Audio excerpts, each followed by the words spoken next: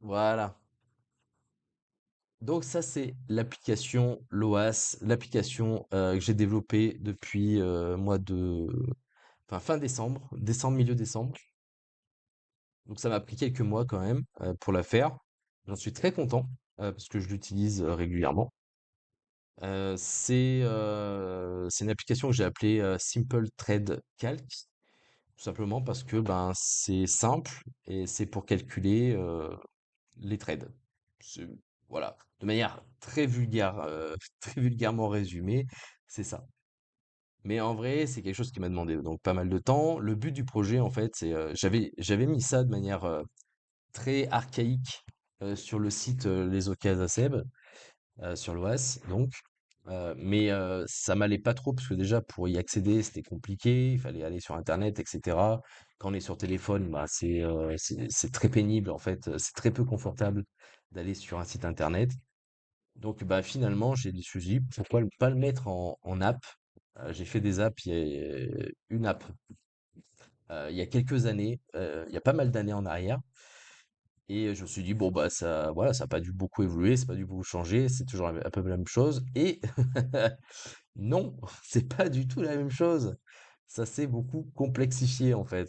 Donc, ça a été très compliqué de mettre en place ça. J'ai utilisé beaucoup d'IA, pour rien vous le cacher, parce que en programmation, je fais de la prog, mais plutôt orienté web, pas orienté objet.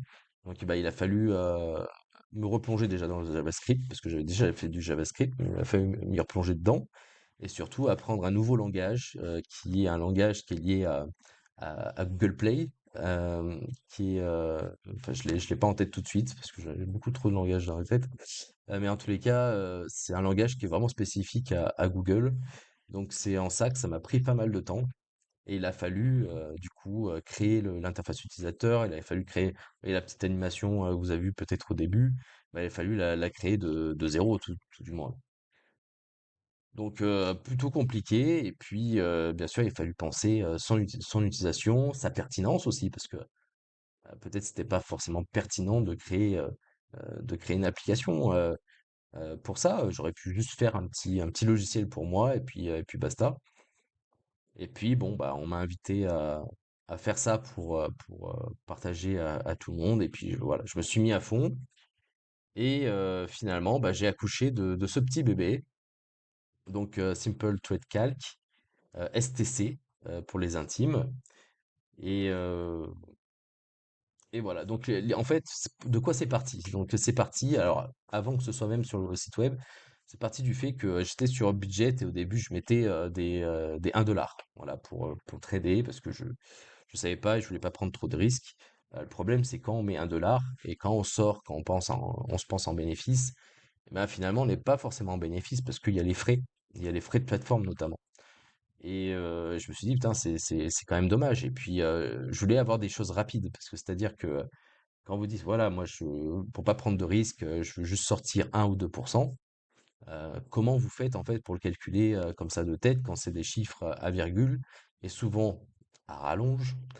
Euh, Soit vous sortez votre calculatrice et vous essayez de faire ça tant bien que mal, sachant que c'est une formule quand même qui est un peu épaisse, soit vous créez quelque chose pour que ça marche. Alors j'ai des collègues qui passent exclusivement par l'IA, donc ils leur disent, ben voilà, je vais investir ça pour tant de pourcents. Et l'IA sort la réponse. Mais c'est très bien quand on est sur PC. Quand vous êtes sur les applications IA, c'est très pénible parce que les IA, elles vont vous faire un speech. Vous savez, elles adorent faire ça, les IA. Elles vont vous parler des heures pour un petit truc, comme je vous fais actuellement d'ailleurs, hein, et merci d'y assister. Mais en tous les cas, voilà, c'est parti de ce constat-là.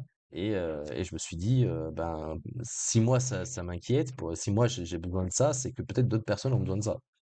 Et donc finalement, j'ai développé ça. Donc de quoi ça se compose? Alors, par contre, j'ai pas vu, mais hop, c'est un peu rogné.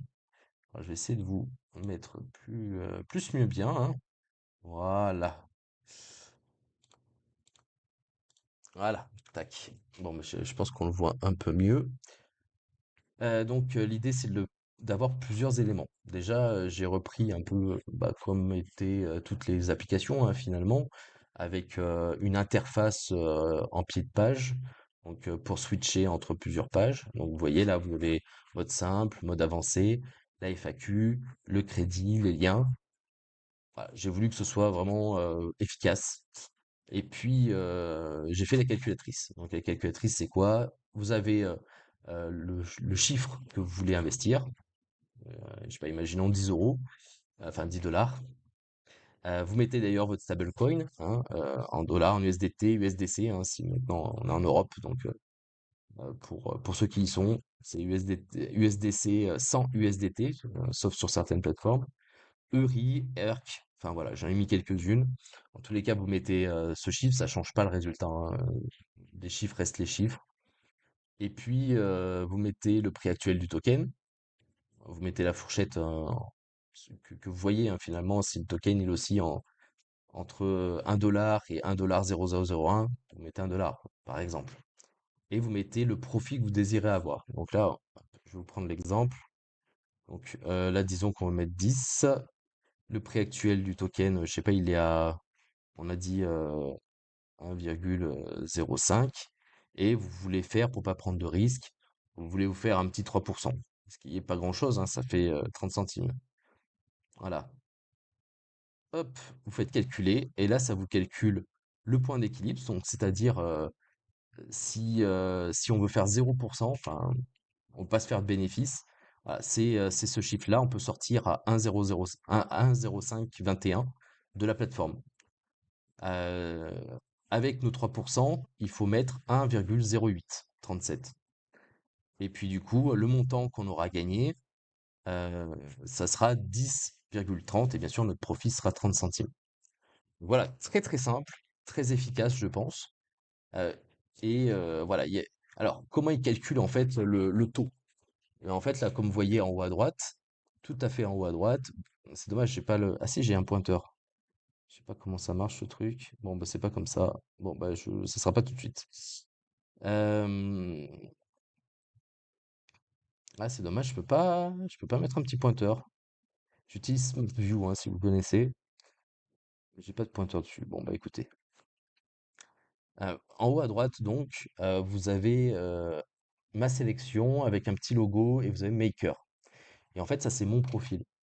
Mon profil, là, j'ai sélectionné le petit logo, vous le reconnaissez sûrement, c'est le logo de Binance. Et à côté, c'est en Maker. Et vous avez plusieurs choix, toujours, hein, Maker, Taker. Si vous connaissez pas, je vous renvoie tout à l'heure pour la FAQ.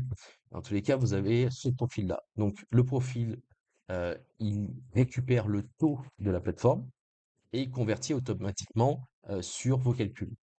Ça, c'est très pratique. Moi qui utilise beaucoup de plateformes, je vais dans mes paramètres, je me sélectionne mon profil, par exemple sur Mex, je reste en Maker, je suis toujours en Maker, et voilà, je suis automatiquement, c'est transparent en fait. Le but c'était qu'il n'y ait pas de fioritures dessus. Donc c'est transparent, vous avez le taux qui est dans le calcul, directement intégré, vous n'avez pas à réfléchir là-dessus, et vous faites vos calculs. Donc c'est quelque chose de très intéressant. Donc dans vos paramètres, vous avez quoi? Vous avez différentes plateformes. Alors pour l'instant, j'en ai mis que 3, celles sur lesquelles je suis, et tout simplement.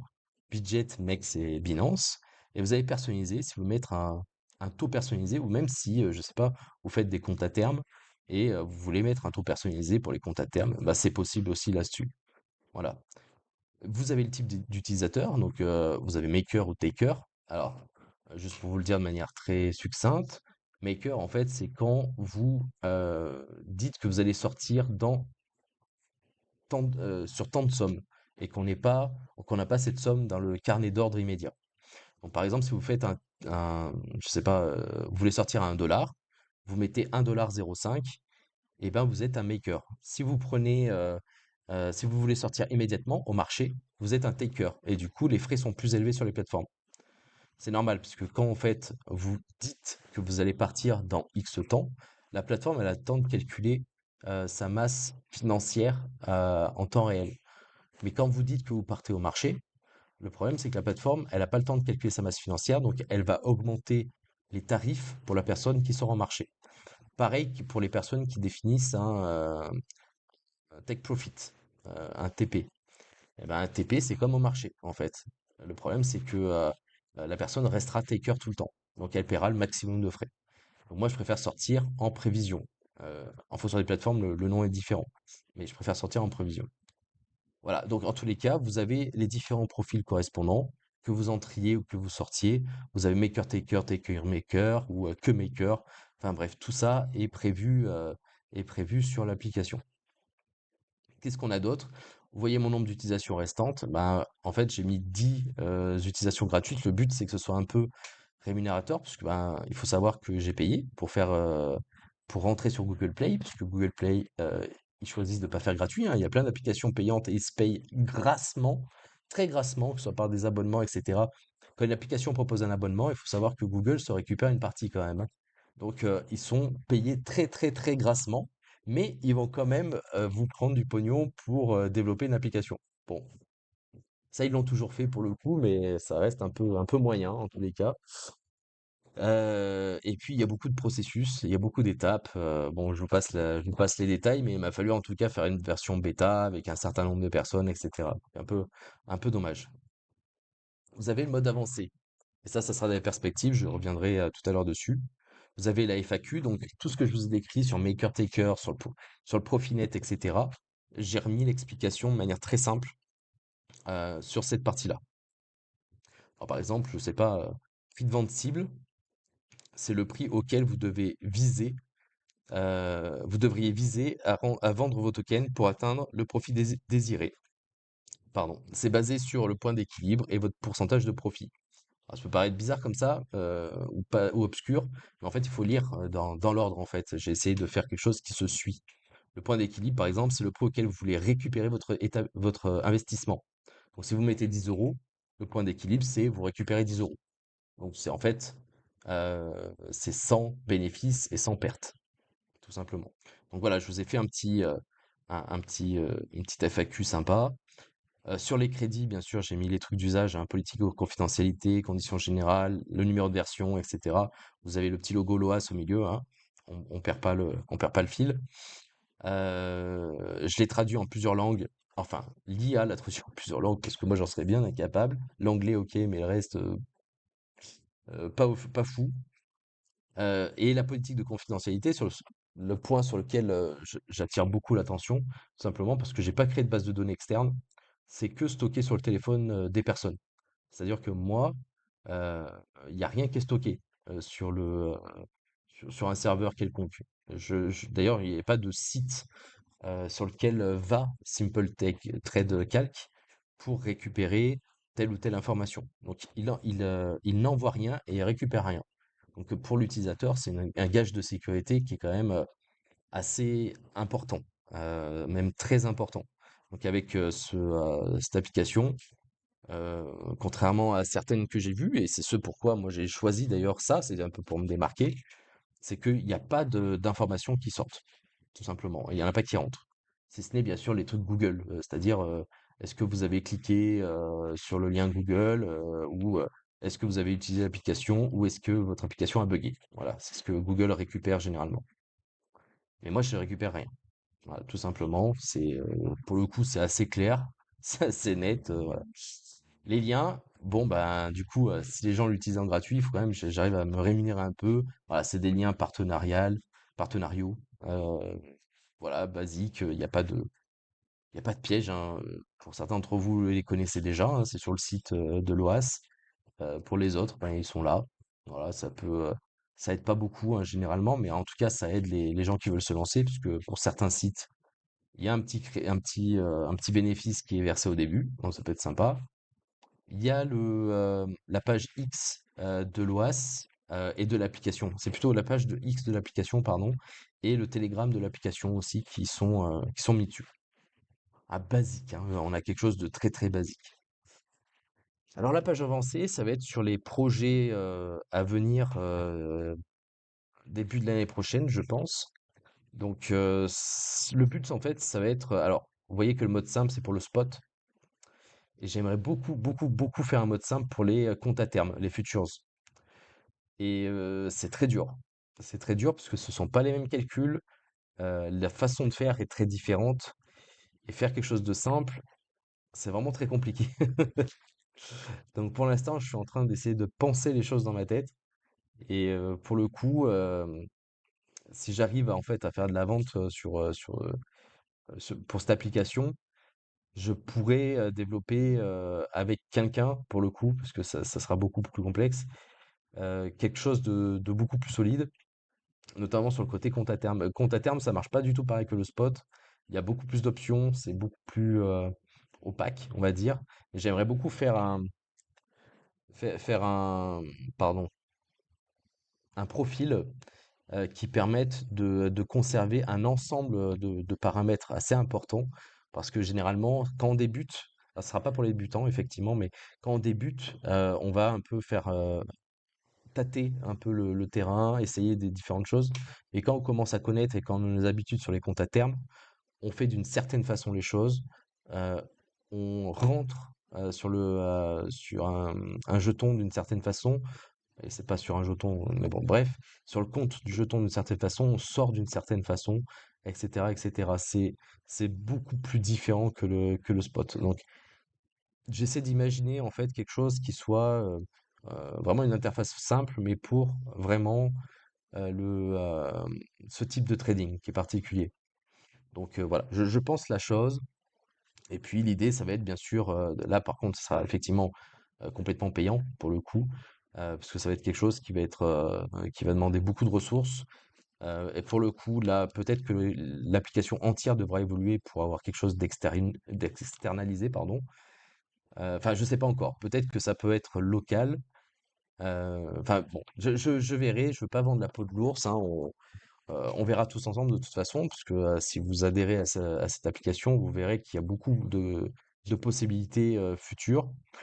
Et j'ai dans l'idée de faire évoluer encore davantage. euh, alors là, c'est de la prospective, hein, c'est même plus de la perspective, c'est de la prospective. L'idée, ce serait peut-être de commencer à designer quelque chose c'est votre propre bot. En fait, l'idée, c'est vous allez paramétrer votre profil et l'idée, c'est de lancer un achat de manière automatique via votre profil. Et ça récupère les informations de votre profil et ça le lance en automatique. Bon, après, là, on est sur des choses beaucoup plus avancées. Pour l'instant, en tous les cas, on a le mode simple spot, trading spot, qui fonctionne vraiment très bien, qui peut fonctionner pour certaines façons de procéder pour pour les futures, en définissant ses propres taux. Mais pour l'instant, voilà, c'est limité à ça. Voilà, ça se limite à ça. Et l'idée, c'était de lancer quelque chose parce que peut-être vous avez lancé déjà des choses dans votre vie. C'est souvent que tout le monde est pareil, hein. On attend que ce soit parfait. Je sais pas si vous êtes étudiant ou lycéen ou autre, vous allez attendre d'avoir la copie parfaite pour pouvoir l'envoyer à l'enseignant.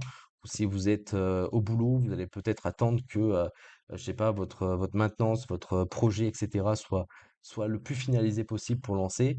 Finalement, ce qui marche le mieux, c'est que vous avanciez sur un projet, vous l'envoyez directement et vous attendez les retours tout en expliquant que c'est une version d'essai.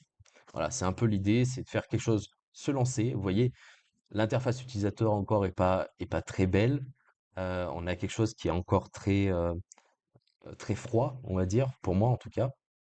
Je l'ai fait évoluer beaucoup depuis la version bêta, mais on a encore quelque chose qui est pas vraiment comme je le voudrais. Voilà. Cependant, je peux pas faire ça tout seul. Donc voilà, c'est pour ça que j'engage après les gens à, à s'y abonner pour que au final, euh, je puisse investir en fait sur cette application. Après, si ça plaît pas aux gens et si finalement ça tombe dans l'oubli, je passerai à autre chose, ça sera sur un autre projet. Mais je pense que ça, c'est intéressant. Et puis, voilà, c'est un investissement déjà en temps sur cette plateforme que j'utilise moi-même. Alors là, vous voyez, c'est en version gratuite, hein. Vous voyez le nombre d'utilisations restantes de sur 10. Là, j'ai fait la version gratuite pour vous. Mais sinon, la version complète, il n'y a, pas ça. Et vous avez un nombre d'essais illimité, évidemment, puisque c'est votre application. Voilà, je pense avoir fait le tour. Je vous ai parlé de perspectives, etc. À court terme, ah oui, j'ai oublié à court terme. À court terme, il y a peut-être quelques éléments de détail qui vont bouger. Alors notamment, j'aimerais mettre beaucoup plus de plateformes sur le calcul des taux. Ça va me demander un peu plus de temps parce que ben forcément je suis pas sur ces plateformes donc faut que je connaisse leurs taux, il faut que je sache si ça fluctue à court, moyen ou long terme ou si c'est plutôt statique, hein. Par exemple Binance, ça fait 4 ans qu'ils n'ont pas changé, 3 ans qu'ils n'ont pas changé leur taux. Donc c'est plutôt fixe. D'autres ils vont changer tous les 6 mois. Donc voilà, il s'agit de pas mettre n'importe quoi derrière pour que les gens soient et confiance quand ils appuient sur budget, que ce soit le taux de budget. Voilà, c'est en gros, ça le récupère pas. Parce que, comme je vous ai dit, pour l'instant, la politique, c'est ni récupérer, ni envoyer de données à l'extérieur. Mais peut-être, dans l'avenir, il y aura des données qui seront récupérées de l'extérieur, notamment bah, des différentes plateformes. Mais pour l'instant, c'est pas le cas. Donc, ça qui risque de bouger. Ensuite, peut-être ajouter des stable coins. Pour l'instant, c'est pas le cas. Pour l'instant, là, vraiment, on est sur les plus populaires et je pense pas que pour l'instant, il est beaucoup plus populaire que ces stablecoins-là, hein. Je pense qu'on est assez bien. Sur la FAQ, peut-être développer d'autres éléments qui seraient plus intéressants.